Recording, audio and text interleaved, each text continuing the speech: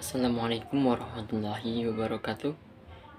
Perkenalkan, nama saya Ahlun Naza, lokal 3 MPI B2 dengan NIM 2020 153 1344. Baiklah, di sini saya akan menjelaskan pengertian, sejarah, dan tokoh-tokoh praktisme dan eksistensialisme.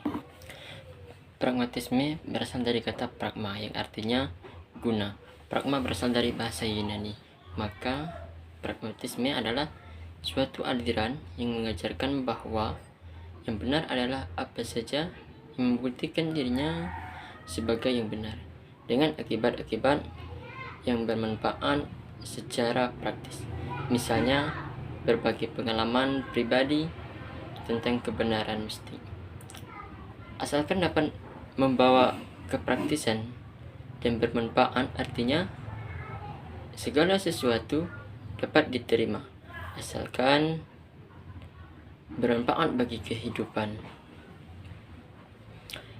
Istilah pragmatisme sering dihubungkan dengan dua tokoh dari Amerika Serikat, yaitu William James 1842 sampai 1990 dan John Dewey 1859 sampai 1952.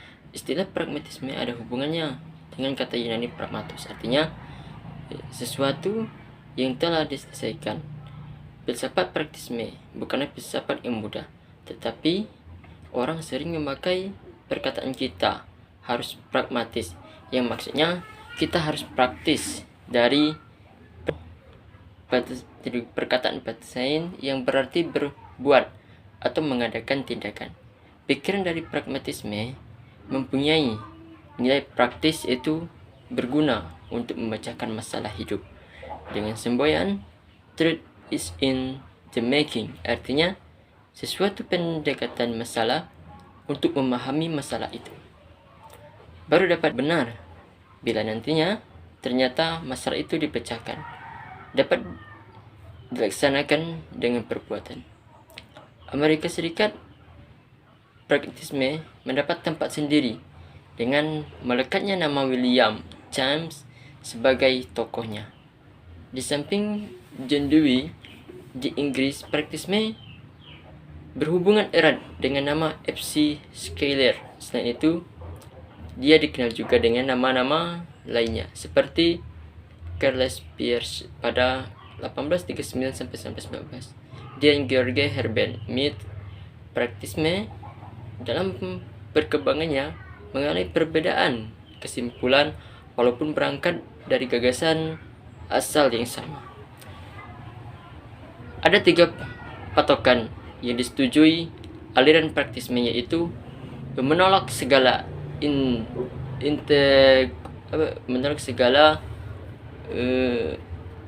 intelektualisme dan absolutisme, serta meremehkan logika formal. Kemudian tokoh-tokoh pada pragmatisme, yang pertama ada William James pada 1842 sampai 1910, dilahirkan di New York dan dosen dalam mata kuliah anatomi, psikologi, fisiologi, dan filsafat. Dengan sendirinya mempunyai banyak karya tulisan.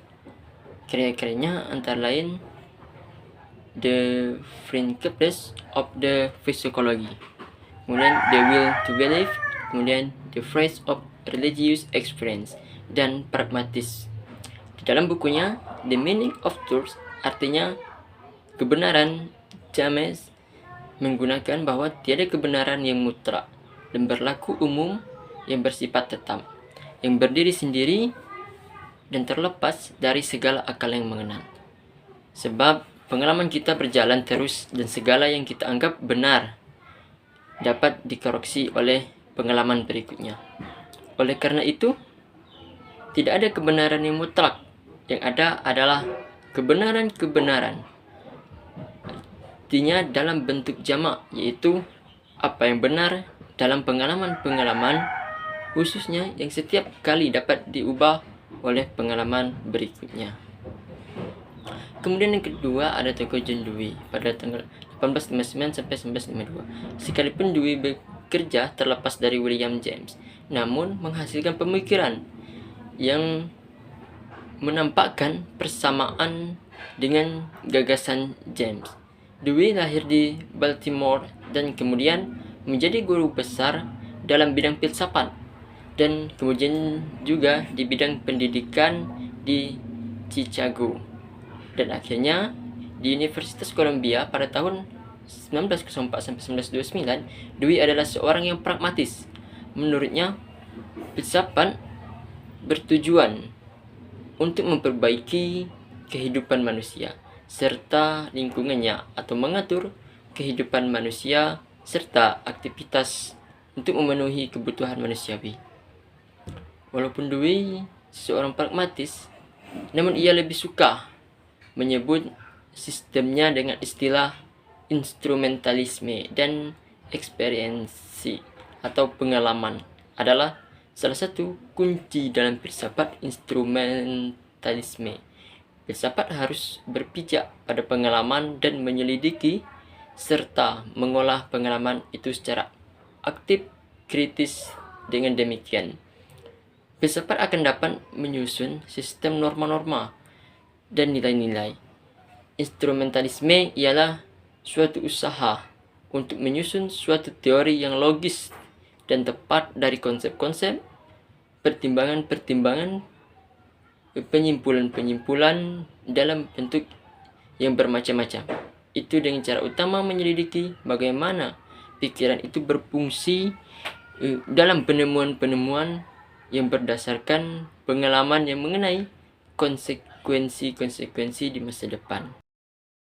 Kemudian tujuan pendidikan praktisme adalah memberikan pengalaman untuk penemuan hal-hal baru dalam hidup sosial dan pribadi.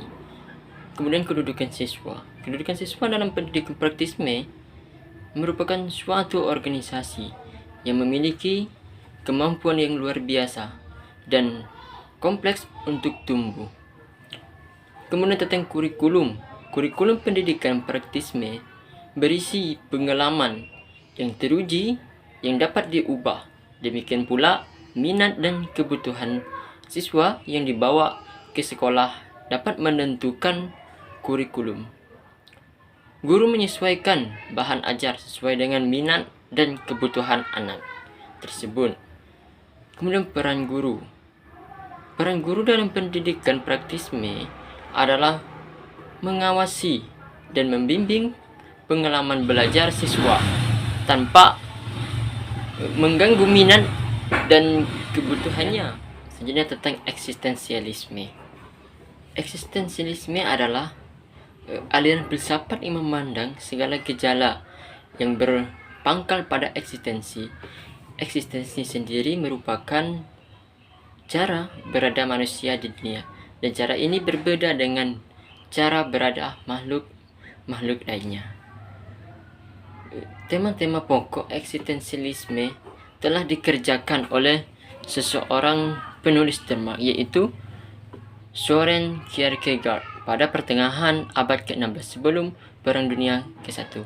Namun, sebagai filsafat yang membicarakan tentang eksistensi manusia sebagai tema utamanya, terutama dalam sudut pandang filsafat manusia berkembang pesat setelah berakhirnya Perang Dunia Kedua. Berbicara tentang eksistensi tidak bisa dilepaskan begitu saja dari Hegel, sebab dalam filsafat Hegel lintasan dari sesuatu yang tidak eksistens atau non-eksistens dalam proses dialektiknya untuk sampai pada penggabungan suatu eksistensi yang absolut antara eksistensi dan non-eksistensi.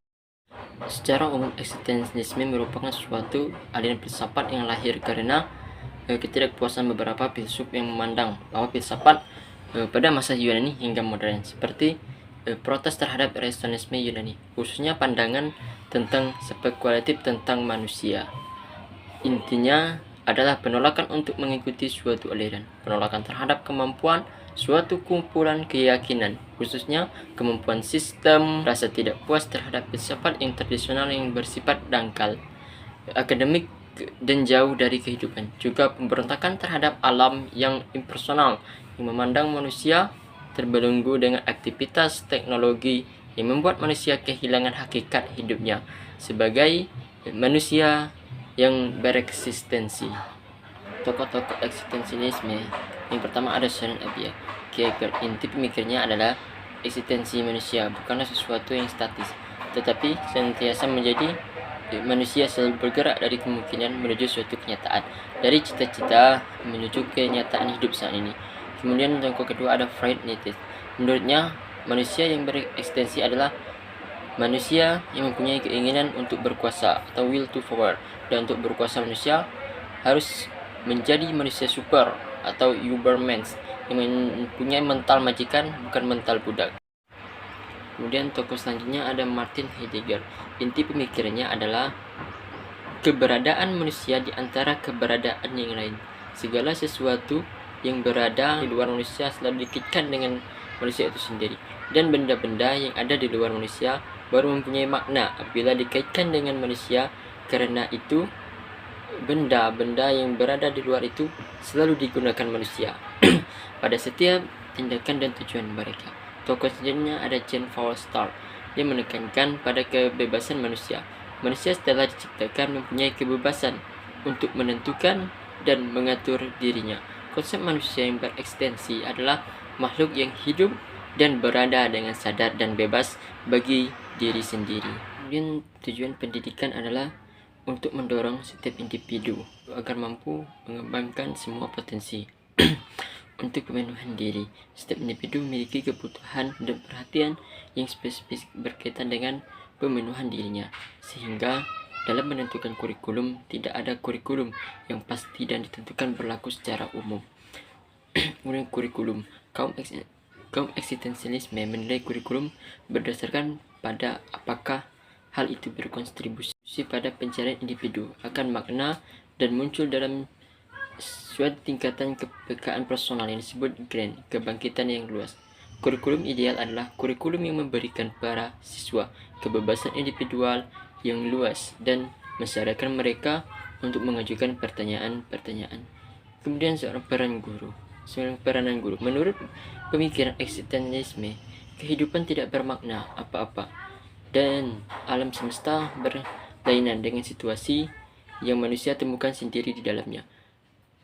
Demikian dengan kebebasan, masing-masing dari kita harus komit sendiri pada penentuan makna bagi kehidupan kita. Mungkin itu saja yang dapat saya sampaikan dan saya akhiri. Wassalamualaikum warahmatullahi wabarakatuh.